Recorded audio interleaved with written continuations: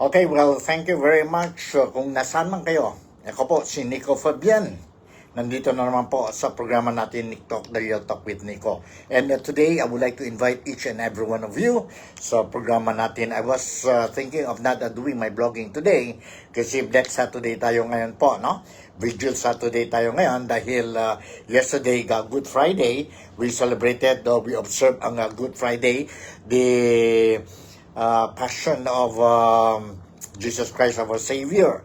And busy din ng mga Roman Catholic believers, not only dito po sa Malaysia, but also sa iba-ibang nasyon, especially dyan po sa Pilipinas, busy tayo po observing ang Holy Week. And dumating na talaga po ang Friday. And of course, today, since it is Saturday, marami din po, they go to church and do the vigil. And tomorrow, we are going to rejoice because we are going to celebrate ang Easter Sunday natin po. It means yon resurrection of Jesus Christ. Tapos na ang passion of death of Jesus Christ, and bukas will be the resurrection of Jesus Christ. And that is the reason why we are celebrating Easter Sunday tomorrow. In other words po, in a very simple term po, this is the end. Tomorrow, we are going to rejoice and the end of our 40 days fasting. Fasting period natin. Fasting period natin. So let us rejoice tomorrow, and today is a little bit morning ang mga Roman Catholic believers, mga Kristiyano. So let's make it as possible, as solemn as it should be. Solemn as should be. And of course, sa programa natin ngayon, I will not be touching more on the mga kampanya po, no? Because even ang Commission on Election dyan sa Pilipinas, when we talk about the forthcoming midterm election scheduled on May 12, no? Banned sila last Thursday and Friday from doing campaign sorties po ang mga politicians, mga kandidato. But today, pwede na sila, and tomorrow, back to normal sila because they will be having, I think, the last 3 weeks na lang po, and then it will be last 2 weeks, 3 weeks na, no? Then we are going to have our polling day that will be on May 12 po, wherein we are going to choose ang mga Filipinos, ang mga qualified voters. We are going to choose ang new public servants natin, elected public servants natin po sa Pilipinas, from 12 senatorial vacancies, then down sa mga congressmen, governor, vice governor, assemblyman, provincial assemblyman, mayroon tayong mga city and municipal mayors and vice mayors, as well as city and municipal councilors, no? So that will be that is what we call a midterm election. Wala ang sabihin natin na president and vice president po. Hindi bakante ang posisyon nila. Their post as a president and vice president is not vacant. They have to wait until, or we have to wait until 2028, wherein we are going to have our presidential election. But based on our previous elections, and record shows that during midterm elections, compared to presidential and midterm elections, now the number of voters participating in the presidential election is bigger compared to those who are participating or will be participating in the midterm election. And of course, ang midterm election now, this will determine for the remaining 3 years ng term ng presidente sa vice president. It will depend now on the new set of congressmen, local officials po. And after 1 year, normally the incumbent president will be a lame duck na po, no? Because it will be in preparation na naman for the presidential election. But bago pumunta tayo sa midterm election, nakita na natin, we saw what is happening in the Philippines. We have a lot of problems. When it comes to politics, we have a lot of problems. One is the impeachment of the Vice President, si Inday Sara Duterte, which will jumpstart on July 30. And then we have the present very controversial and hot issue po, the arrest and handing over of former President Rodrigo Roa Duterte to the custody of the ICC or International Criminal Court dyan po sa Netherlands. And of course, we have the midterm election. And based on these things, nakita natin po different kinds of, as we approach May 12, May 12, the polling day, as we approach the May 12 polling day, we saw different kinds of political or election surveys carried out by non-commission and commission institution doing the survey, and different kinds of results. Some were saying the alyansa ng Bagong Pilipinas, the candidates or their candidates are inside, majority of them are inside the Magic 12 when it comes to senatorial choices, while other surveys, political surveys, shows that the opposite side, which is the Duterte group or the PDP Laban candidates, they are now dominating majority of these Magic 12 potential winners po. But ganun lang yan po. Survey is always a survey. That is not official, and it doesn't mean that once you're the survey shows your name inside the Magic 12 now or any positions, no, it doesn't mean that sure shot na kayo po. You are a winner candidate. No, the real survey will be on May 12. Overseas Filipino voters, qualified voters have started doing the online voting since March or April 13, last Sunday. That was Palm Sunday, and it will continue. It will continue until May 12. And polling stations will be closed, including the online, will be closed at 7 p.m. on May 12.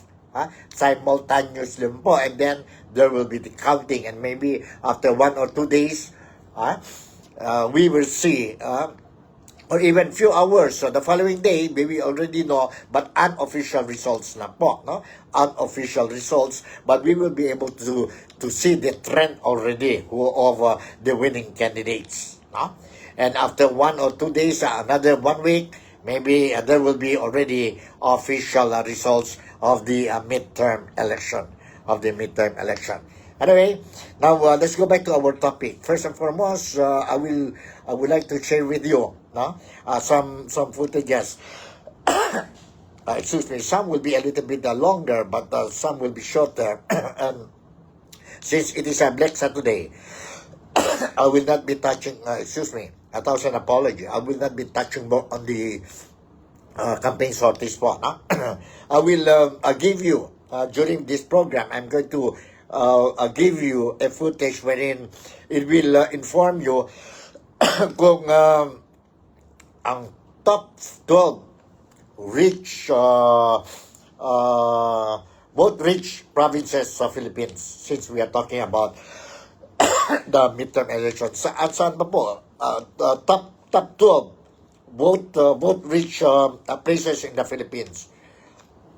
Of course, everybody knows the number one both rich province or city po, no?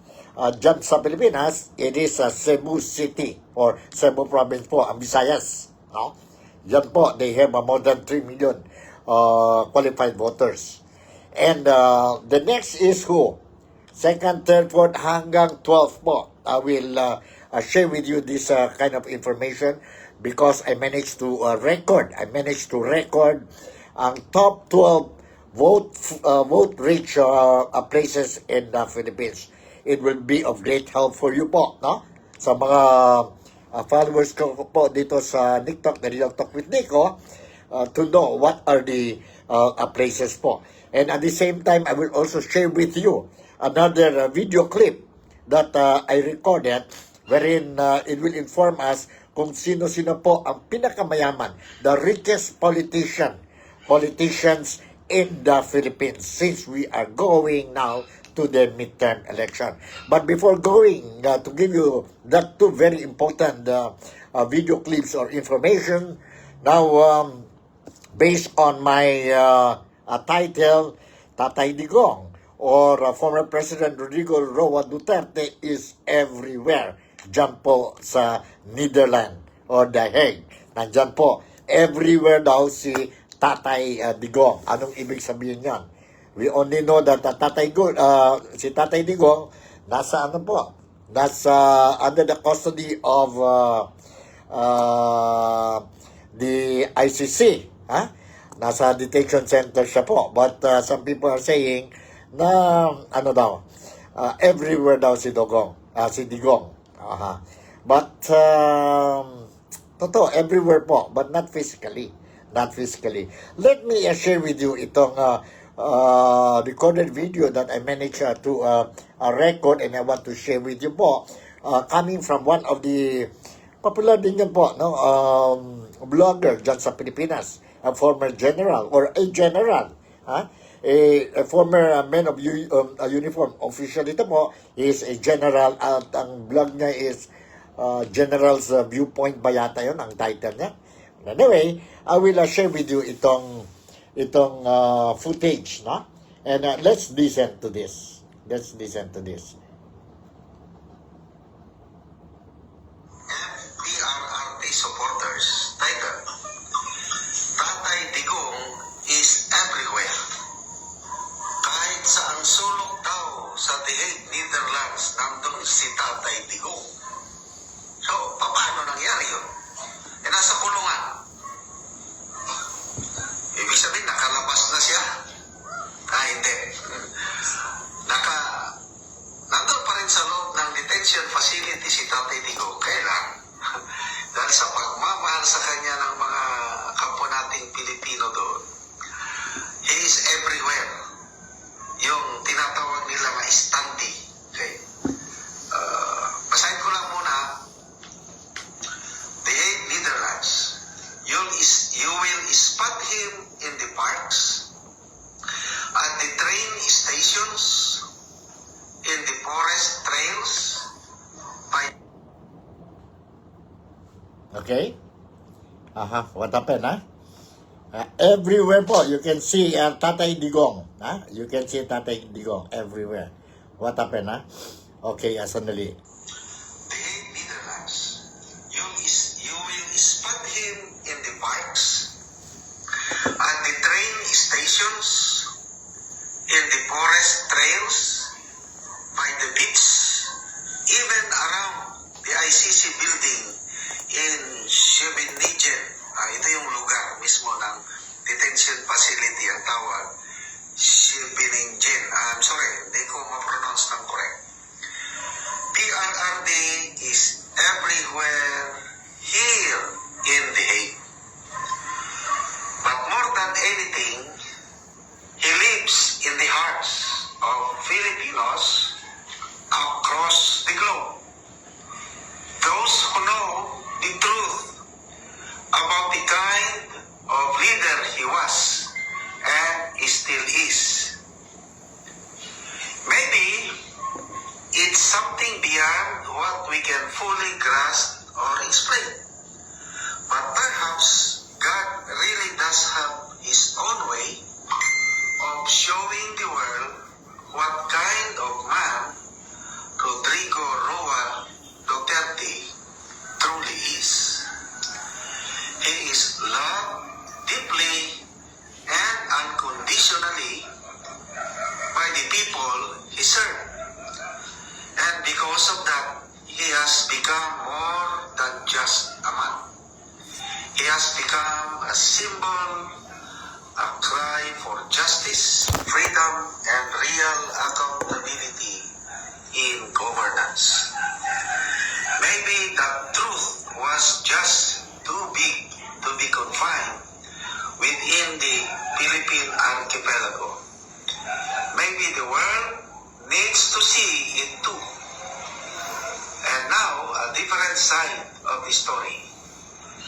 The global narrative openness is beginning to unfold. For the Filipinos who proudly carry his standing, yan standi yung parang, ang tawag na, ipakita ko mamaya, parang siya mismo, kailang papel lang, karton standi. You're 50%. Alright, yun po, no? Yun po. Tatay Digong is everywhere. Is everywhere. Kaya tingnan natin. May continuation pa yata ito eh. Tingnan natin. Who proudly carry his standi around The Hague. PRRD was the best president the country ever had. Their gratitude is not temporary. It's something they'll carry with them for the rest of their lives.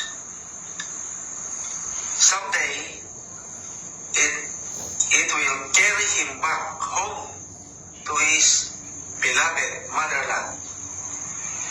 This kind of devotion is a wake-up call, a slap in the face to the traditional politicians back home who believe that love and loyalty could only be bought with money. Hello, ayuda. Tatay Digong set the bar so high, and the Filipino people aren't settling for less anymore. Okay, so ito. Alright, yun po. You see? That is the blogging of one of the famous, sabihin natin, blogger dyan po sa Manila, and he got this informations po sa mga researchers niya po, no? And totoo naman, I also saw ang some video clips dyan po sa social media na, no? Mga tao dyan sa Netherlands and nearby provinces po, no? Or places, they were saying that Tatay Digong is everywhere po. Everywhere in the sense that every corner, most of the corner la, not every la, no? Most of the corner in The Hague, no? Now, you can see ang mga pictures ni Tatay Digong. You can hear people talking about Tatay Digong. You can, sa mga televisions, newscasts, you can see Tatay Digong's stories being talked about, no? Talk about. And, of course, whether we like it or not, nakita natin po na ang dami, not only in that particular part in the world, no? Sa Netherlands. Now, other countries, Germany and other European countries, including sa USA o United States of America, Asian countries po, since the time Duterte was arrested and handed over to the custody of the ICC po, hanggang ngayon po, yun ang balita. Yun ang storya. That's the topic most people are talking about and hoping that he will be able to return back to the Philippines po. And I also saw some info on the schedules na po ng events ni Tatay Digong as they move forward to the September 23 confirmation of charges po, no? A hearing dyan sa ICC. But anyway, I'll give you more information about this thing. Siguro po bukas na lang po, no? In the meantime, today, as what I said, I will touch more on other informations po, no? Which I believe that you should know. You should know. Now, okay, saan tayo pupunta, ha? Punta na ba tayo dyan kay ang provinces? Sino ang mas mayaman mga politicians natin po? Elected politicians, or we will touch first dito po sa Good Friday message or statement ni former spokesperson of Tatay Digong, si Attorney Harry Roque po, about nandun siya yesterday's talking to some supporters of Filipinos or the crowds po dyan sa outside the detention center ng ICC po, no? So let's listen to this. Let's listen to this. Hold on. Let's listen to this. I don't know if I can, sandali ha. Pwede ba tayo magkaroon na lang tayo? Aha, sandali. Alright. We will see. Ito po. Kasaysayan ng Pilipinas, unang naging republika sa Asia dahil sa impluensya ng mga ideolohiya at paniniwala sa Europa. Pero hindi po totoo yan. Kasi ngayon po, bagamat tayo narito sa Europa ngayon, ang mga kababayan natin patuloy pa rin po na itinutuloy yung nakaugilian ng pasyon. At ang pasyon po ay tungkol sa buhay ng ating Panginoon, lalong-lalo na yung mga pangyayari ng Biyernes Santos, kung saan talaga namang pinahirapan siya. At ang sabi ng ilang mga historians, yung revolusyon na nangyari laban sa Espanyol, hindi po yan dahil sa mga ideya ng mga ilustrado. Hindi po yan dahil sa mga ideya ng demokrasya at ng liberal democracy na galing sa Europa, kundi ito po ay galing sa pasyon. Dahil sa isipan ng mga Pilipino, yung pahirap na ginawa nila kay Kristo ay katumbas ang pahirap ng ginawa ng mga Espanyol sa Pilipinas. Kung binabalik ko po itong pasyon at revolusyon sa araw nito, dahil meron pong mga bagong pahirap na naman sa ating bayan. Sa kauna-una ang pagkakataon po, ang ating self-rated poverty ay napakataas. Ang all-time po ay naranasan natin ang Disyembre 2024 na administrasyon ng Marcos Jr. At ngayong Marso po, 52% ang nagugutom sa ating mga kababayan. Isa sa dalawa Pilipino ay gutom. Hindi ba ito katumbas ng pahirap na ginawa nila kay Kristo noong Biyernes Santos? Hindi lang po yan. Laganap na naman ang krimen. Hindi lang po mahihirap, hindi lang po mayayaman, lahat po nagiging biktima ng krimen. Balik na naman po mga panahon na nakakatakot lumabas ng bahay, lalong-lalo na sa mga mayaman.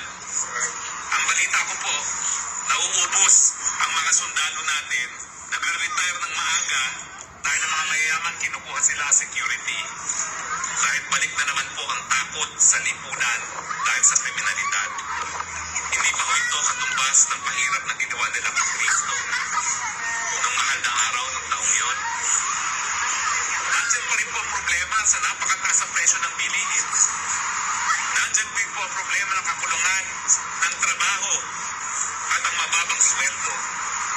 Kung sino ba naman ang magtataka na kulang ang trabaho at kulang at maliit ang sweldo sa Pilipinas, gayong yung pinakamalaking bansa na nagbibigay ng kapital at pinanggagalingan ng mga turista, pilit na inaaway ng Marcos Jr. dahil kinukuha niyang suporta ng mga Amerikano para lang manatili siya sa pwesto. Hindi ba po ito katumbas ng pahirap nila kay Kristo sa Biyernes Santos?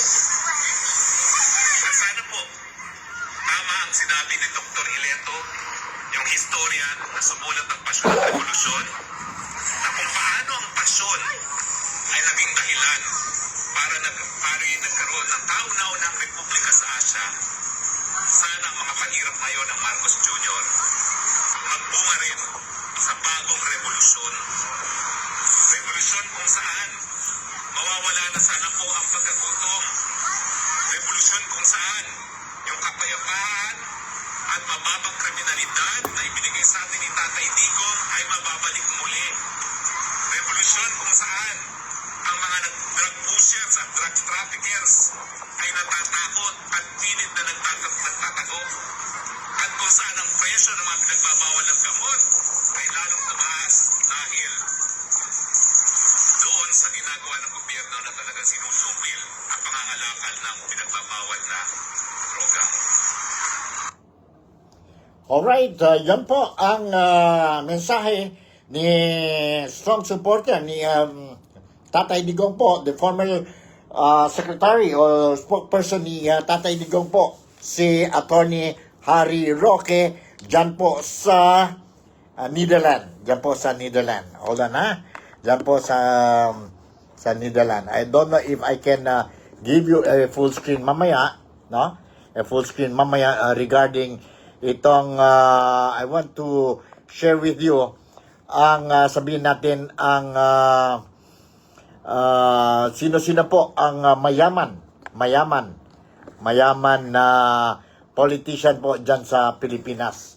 Dyan sa Pilipinas. I'll try to see if I can give you, arrange muna tayo ha. I can give you itong footage na para at least mag full screen tayo po. I'll try to give you a full screen para klarong-klaro talaga. Ha? Klarong-klaro talaga po. Mag full screen tayo if pwede. I will try to arrange first. Arrange muna tayo po kung pwede tayo mag full screen dito. Sandali paano ba ito? Pwede tayo mag full screen. And kung hindi pwede, wala na tayong magawa. I'm trying to parang mahirap yata mag full screen tayo, no? Sandali lang. I will try to see. Mas maganda yung parang kung may full screen tayo, mas maganda yun po, no? Para okay na okay talaga kayo to see. Pero parang nahirapan tayo mag full screen ngayon. Nahirapan tayo mag full screen, no? Hindi yata pwede mag full screen. But anyway, sige lang. What I'm going to show to you now is sabihin natin, ang video clip that I managed to record kung saan ito? Sino-sino po ang mayaman na politicians natin po, no? Nakita natin ang mga whether you like it or not, correct me if I'm wrong, but I think I'm correct. Nakita natin po, karamihan ng mga politicians natin dyan sa Pilipinas, no? Especially those yung nagtagal na talaga po.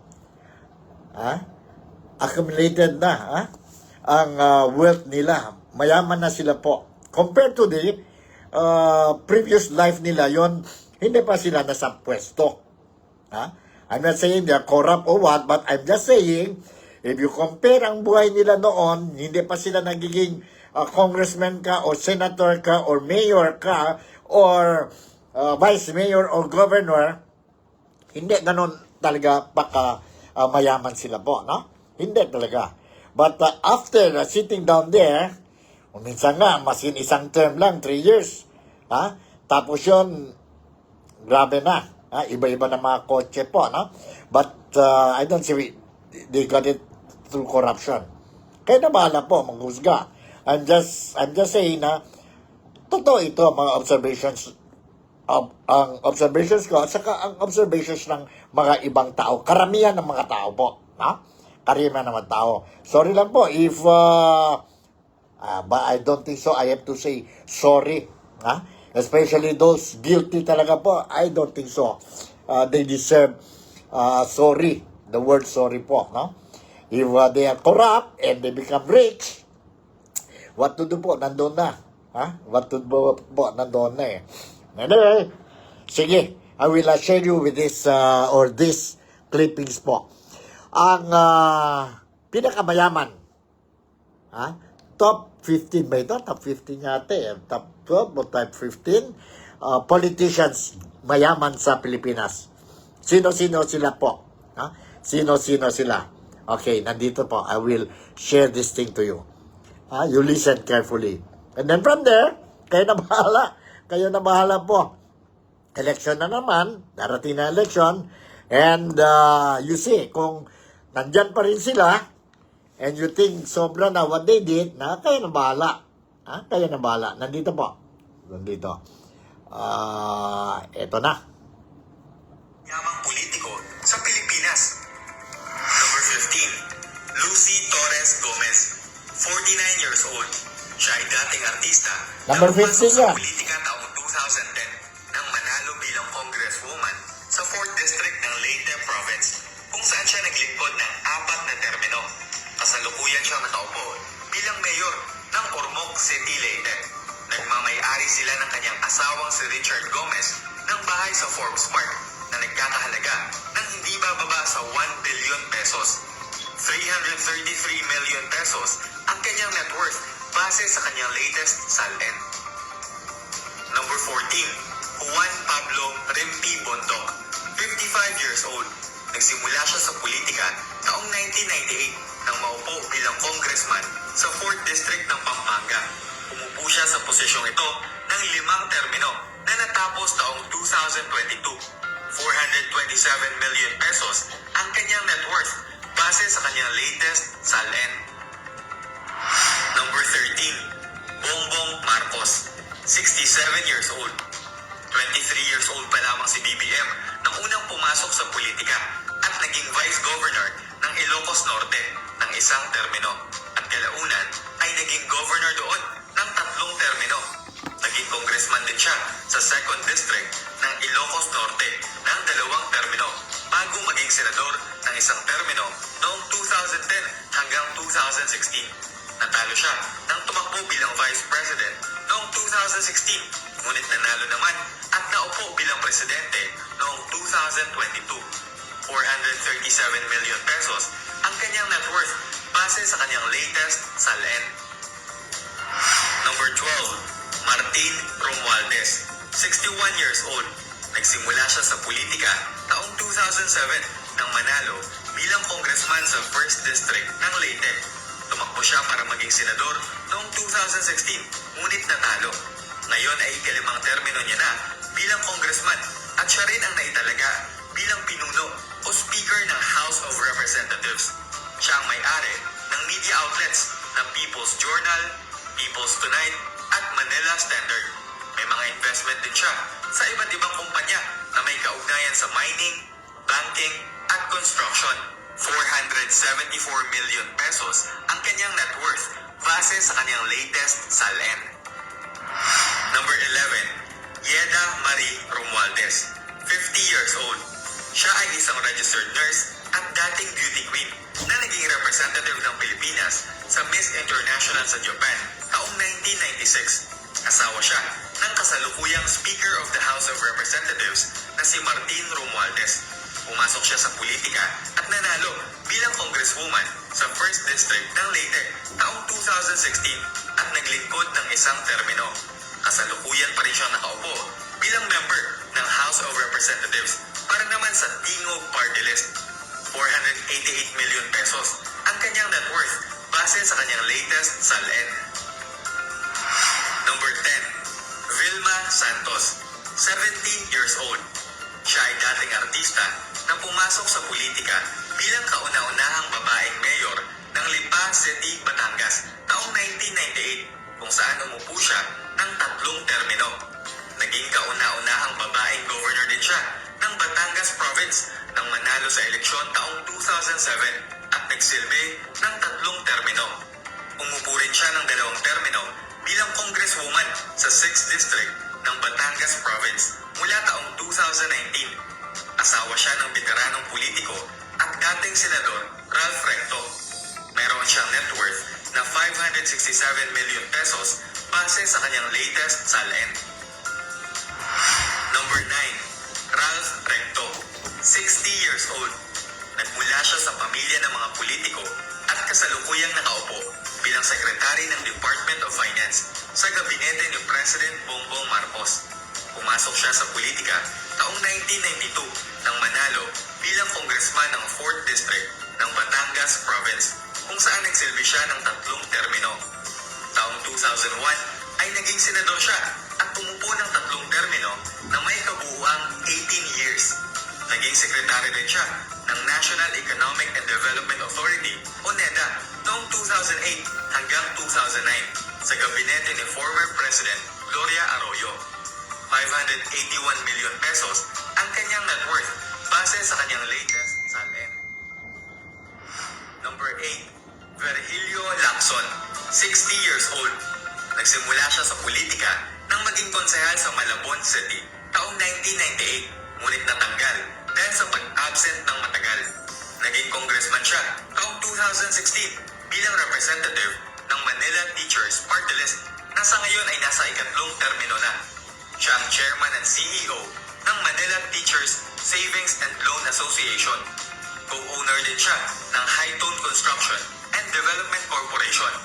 Meron siyang net worth na 794 million pesos base sa kanyang latest SALN. Number 7, Imelda Marcos, 95 years old. Malaki ang kanyang partisipasyon sa pagpapatakbo ng bansa bilang First Lady sa panahon ni former President Ferdinand Marcos Sr. mula 1965 hanggang 1986. Kabilang sa posisyong hinawakan niya ang Minister of Human Settlements at Governor ng Metro Manila. Tumakbo siya bilang presidente taong 1992, ngunit natalo. Naging congresswoman siya sa 1st District ng Leyte noong 1995 at naupo ng isang termino. Naging congresswoman din siya sa 2nd District ng Ilocos Norte noong 2010 at naupo ng 2 termino. Meron siyang net worth na 924 million pesos base sa kanyang latest SALN. Number 6. Alfredo Albi Benitez, 58 years old. Nagsimula siya sa politika nang maging congressman sa 3rd District ng Negros Occidental taong 2010 at naupo ng 3 termino hanggang 2019. Kasalukuyan naman siyang mayor ng Bacolod City nang manalo noong May 2022. Siya ang may-ari ng pasugalan ng Bingo Bonanza Corporation na pinapatakbo sa iba't ibang malls sa Pilipinas. Siya rin ang may-ari ng nooy malakas na e-sabong na Sabong International PH. Mayroon din siyang mga online pasugalan na Game Zone, Arena Plus, Bingo Plus at Peria Game. Siya ang nasa likod ng $500 million casino resort project sa Boracay Island at may investment rin siya sa iba't ibang casino sa bansa. 1 billion pesos ang kanyang net worth base sa kanyang latest SALN. Number 5. Mark Villar, 46 years old. Nagtrabaho siya ng 10 years sa negosyo ng kanyang tatay na si Manny Villar, ang kasalukuyang pinakamayamang tao sa Pilipinas. Nagsimula siya sa politika nang maging congressman sa nag-iisang distrito ng Las Piñas City taong 2010 at naupo ng 2 termino hanggang 2016. Nagsilbi siya bilang sekretary ng Department of Public Works and Highways o DPWH noong 2016 hanggang 2021 sa panahon ni dating Pangulong Duterte. Kasalukuyan naman siya nakaupo bilang senador pagkatapos manalo noong 2022 elections. 1.4 billion pesos ang kanyang net worth base sa kanyang latest SALN. Number 4. Emeline Aglipay Villar, 42 years old. Siya ang asawa ni Senator Mark Villar. Nagsimula siya sa politika nang maging congresswoman taong 2010 bilang representative ng Diwa Party List at naupo ng 2 termino hanggang 2016. Naging undersecretary siya ng Department of Justice noong 2019 hanggang 2022 sa gabinete ni former President Duterte. Ngayon naman, sa gabinete ni President Bongbong Marcos ay undersecretary siya ng Department of Social Welfare and Development o DSWD. 1.4 billion pesos ang kanyang net worth base sa kanyang latest SALN. Number 3. Manny Pacquiao, 46 years old. Una siyang naupo sa gobyerno nang maging congressman sa nag-iisang congressional district ng Sarangani Province noong 2010 at naupo ng 2 termino hanggang 2016. Naging senador siya ng 1 termino mula 2016 hanggang 2022. Tumakbo siya sa pagka-presidente taong 2022 ngunit nabigo. Siya ay nag-invest at naglabas ng sariling cryptocurrency ng PAC noong 2019. Founder siya ng Semi-Professional Basketball League na Maharlika Pilipinas Basketball League o MPBL at Boxing Promotion Company na MP Promotions. May-ari siya ng fitness center na Pacman Wildcard Gym at Boxing Training Center na Pacquiao Center of Excellence. 3.2 billion pesos ang kanyang net worth base sa kanyang latest SALN. Number 2. Cynthia Villar, 74 years old. Tinulungan niya ang kanyang asawang si former Senator Manny Villar sa pagpapalago ng negosyo hanggang sa maging pinakamayamang tao siya sa Pilipinas. Nagsimula siya sa politika nang maging congresswoman sa nag-iisang distrito ng Las Piñas City noong 2001 at naupo ng 3 termino hanggang 2010. Naging senador siya noong 2013 at ngayon ay tinatapos ang kanyang ikalawang termino hanggang 2025. Siya ang founder at managing director ng Villar Foundation. 3.9 billion pesos ang kanyang net worth base sa kanyang latest SALN. At ang number 1, Mikey Romero, 52 years old. Nagsimula siya sa politika taong 2016 nang manalo ng 2 seats, ang One Pacman Party List. Bilang first nominee, ay naupo siya bilang congressman at ngayon ay nakaupo pa rin sa ikatlong pagkakataon. Siya ang majority shareholder ng airline na AirAsia Philippines. Sa kanya ang Global Port 900 Incorporated na developer at operator ng ports at nangunguna sa Visayas at Mindanao. May-ari rin siya ng Fourth Pillar Energy Incorporated na nagpapatakbo ng iba't ibang power plants. 6.5 billion pesos ang kanyang net worth base sa kanyang latest SALN. Maraming nagsasabi na maraming mga politiko ang sobrang yaman na, ngunit tinatago lang nila ang kanilang kayamanan. Anong masasabi mo rito? Aabangan namin ang sagot mo sa comment section. Alright, yun na po. Narinig ninyo po, no? Kung sino-sino ang mga mayaman na politicians, matagal na po dyan sa pwesto, and nagiging super mayaman talaga, no? What more, yun mga bago pa lang, no? And then, nag-iba na talaga ang buhay nila. Mabuti lang kung ang buhay. Ang problema dyan, iba din ang the way they think, the way they deal with people, no? Malaki na talaga ang nagbago sa kanila, no? Compared ang buhay nila, yung bago pa lang o hindi pa sila pumasok sa politiko, no? Kaya nga, ingat tayo po, no? Mag-ingat tayo. We are not saying that they are wrong. It's wrong to be rich, no? What I'm trying to say is that it's your free will ito po. If you want to be rich, you can be rich. But do it in a proper way, not through corruption po. Kasi kawawa naman ang mga kababayan natin or mga kababayan ninyo, mga Filipinos po, no? Na hirapan, and once yun nandun na kayo po sa pwesto, tapos malaki ng negosyo ninyo po, and you don't think anymore about paano mahirap ang buhay ng mga ibang tao po, especially yon sa baba po, no? And come May 12, we are going to make a decision again, and we will see if itong mga politicians, especially itong mga incumbent, no? Whether they still deserve to be sa position po, no? Sa position. So, ingat tayo, and let's observe po, itong mga politicians natin po. Nag-iba na talaga ang isip nila, ang attitude nila, nag-iba talaga po compared to when they were still down there with us. But there's nothing wrong to be rich. If you want to be rich, sa'yo yun po. If you want to be poor, sa'yo yun po. You can make it, you can be rich if you want to be rich. You can be poor if you want to be poor. Depende yan. Nasa kamay ninyo yan po. Nasa kamay. But don't do it in a wrong way or through illegal means. Through corruptions or hurting other people for you to go up. Okay, next I'm going to share with you itong vote-rich provinces or places dyan sa Pilipinas. Very important din po, malaman natin po dahil alam na ninyo na at least you will know kung saan po ang importante. Especially itong mga kandidato, no? At least you know kung ang lugar ninyo is one of the top 12 vote-rich area or place or province or city po dyan sa Pilipinas. So, nandito po. Just for your information, Just for your information. Kailangan din nyo po, you know, kung saan itong mga lugar. Nandito po ang video clip that I have prepared for all of you.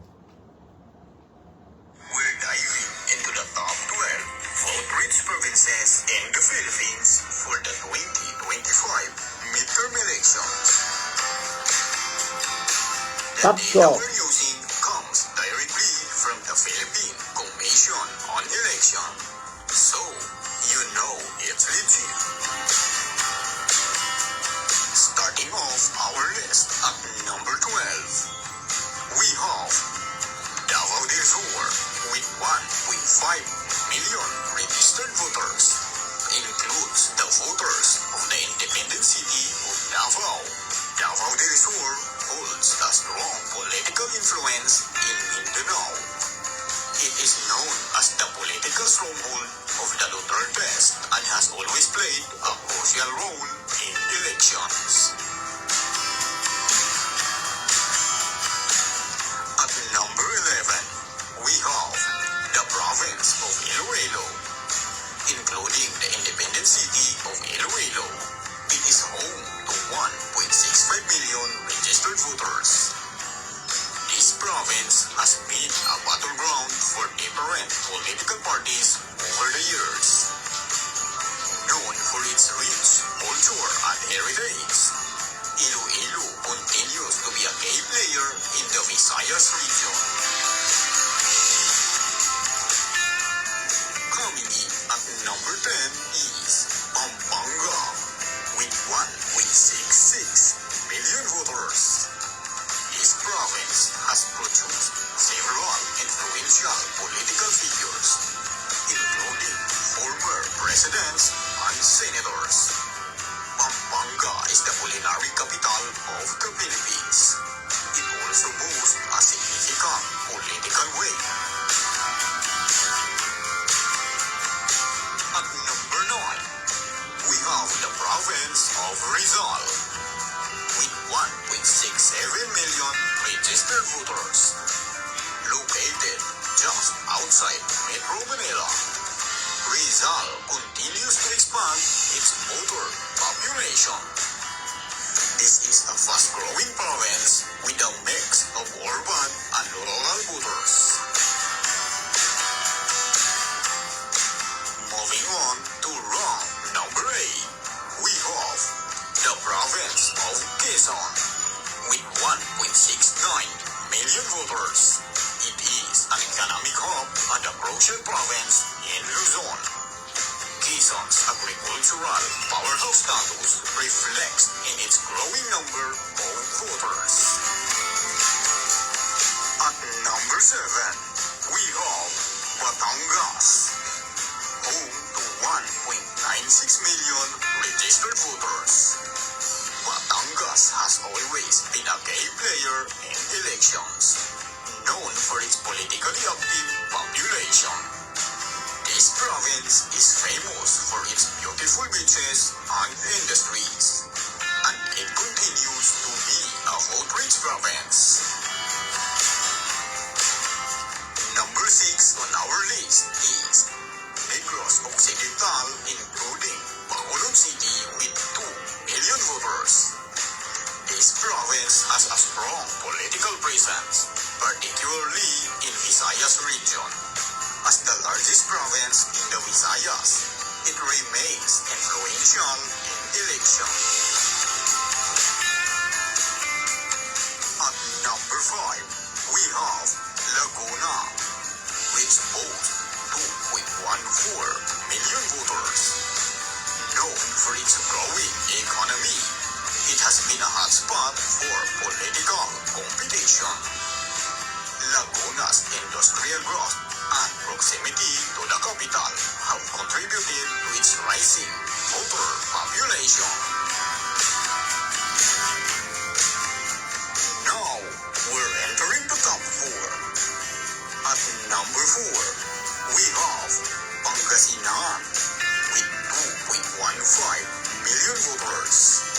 Pangasinan is one of the biggest provinces in Luzon and has a significant influence in national elections. With its agricultural economy, Pangasinan remains one of the most influential provinces in northern Luzon. Coming in at number 3 is Bulacan, home of 2.17 million registered voters. Just north of Metro Manila, Bulacan is known for its political engagement and large voting population. With its thriving industries and growing urban centers, it holds a significant political sway. At number 2, we have Cavite,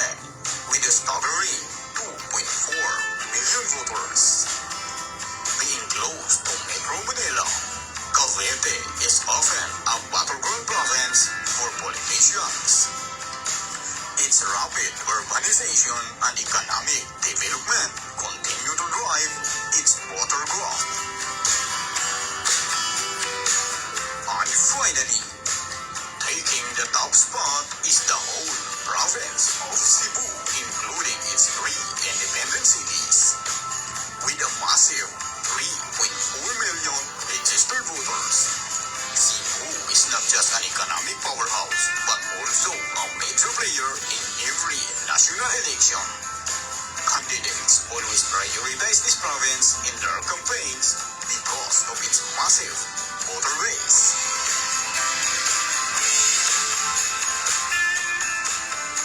So, there you have it, the top 12 vote-rich provinces in the Philippines for the 2025 midterm elections. Which of this province do you think that will have the biggest influence? Let me know in the comments below.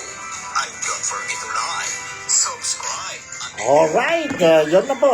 Now, alam na ninyo po kung saan-saan ang vote-rich provinces dyan sa Pilipinas. And, yeah, it's a good information. At least for the candidates, for the candidates and for the voters. For the voters. Ang pinakamataas talaga po, ang voters, maraming abotante po ang Cebu province po, no? So, kaya nga, nandun to po, nag-focus din po ang mga kandidato, especially yon candidates, national candidates po, eyeing for the post of national post, kaya yon senador, vice president, and president po. They should know these places po, no? Kasi these are the sabihin natin na marami mga botante. And of course, wag natin kalimutan ang overseas Filipino voters po, no? Sa labas ng Pilipinas. Sabi nga ni Tatay Digong na these are the modern heroes. And we have to take care of this mga modern heroes po, no? Because kailangan sila ng boto sa mga modern heroes. Boto sa mga modern heroes. Anyway, finally, I will give you last one video clip pa, no? And this time around, ito lang po ang sabihin natin political survey. Political survey ba yan? Yeah, political survey, or we can give you ano pa? Can I give you bukas na yan, no? Bukas, I will give you ang background ng mga Duterte, since we are talking about, everybody knows about Marcos, and not everybody knows ang background, family background ng mga Duterte po. I will share with you itong video clip po bukas na lang, wala na tayong time. In the meantime, before I would end, I will share with you itong last clipping ko po, ang survey, political survey, just for you to have an idea what is the latest happenings po when it comes to political survey dyan sa Pilipinas. Nandito po, let's listen to this. My last video clip sharing sa inyo for tonight. The approval ratings of the country's top two officials headed in opposite directions. A new Pulse Asia survey shows Vice President Sara Duterte as the only high-ranking official to register an improvement in performance and trust ratings, while President Ferdinand Marcos Jr. saw a sharp decline. Only 25% approve of President Marcos's performance, down 17 points from 42% in February. Meanwhile, Vice President Duterte's approval rating rose to 59%, up from 52% the previous month. Pulse Asia President Ronald Holmes believes the results may be due to government's inability to address gut issues and Vice President Duterte's move to distance herself from the administration. The message has been clear from mid last year when we saw the highest disapproval with regard to controlling inflation. There has to be attention given with regard to employment, sources of income, and also, and this is a very difficult thing, controlling the high prices, commodities, inflation has eased.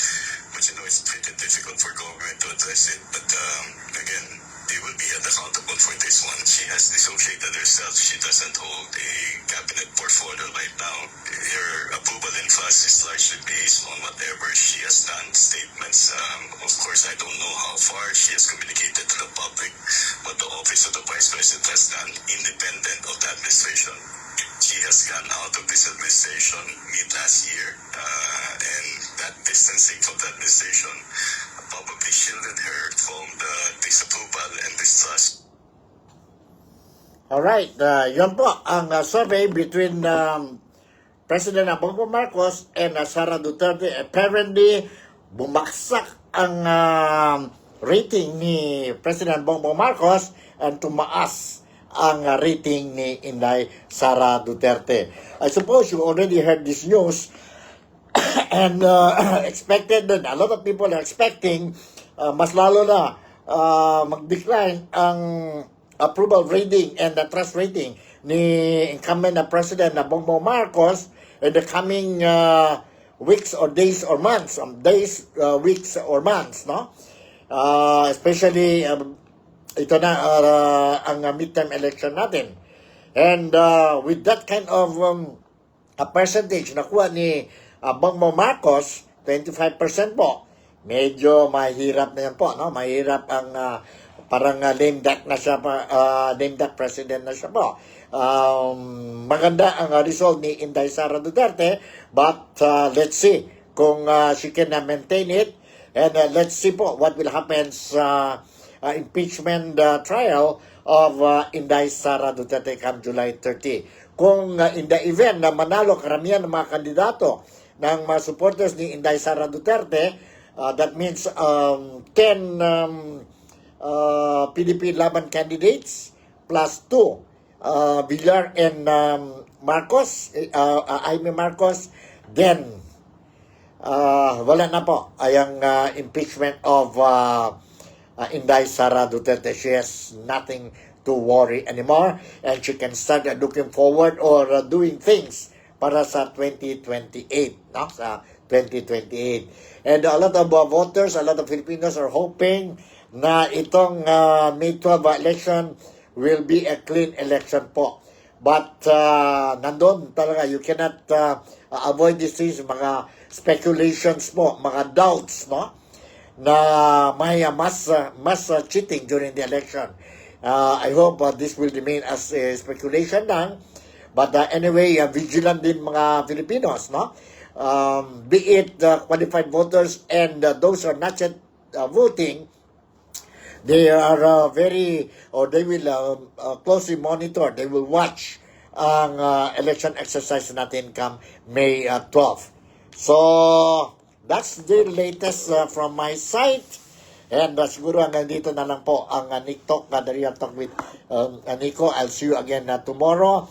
And before I close itong programa ko for Saturday, I would like to greet in advance Happy Easter to each and every one of you. Those who are celebrating any occasions today, birthday, anniversaries, or whatever occasions, I wish you happy birthday, a joyful and memorable and problem-free celebration today, and good health and more power to all of you.